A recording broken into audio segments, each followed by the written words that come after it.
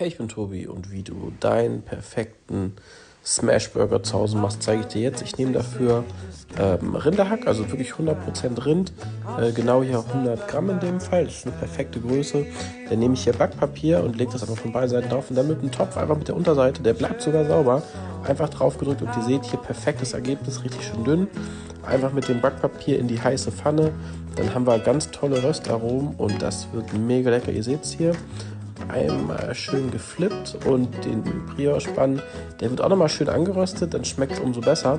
Und dann hier einfach anrichten und genießen. Unglaublich lecker.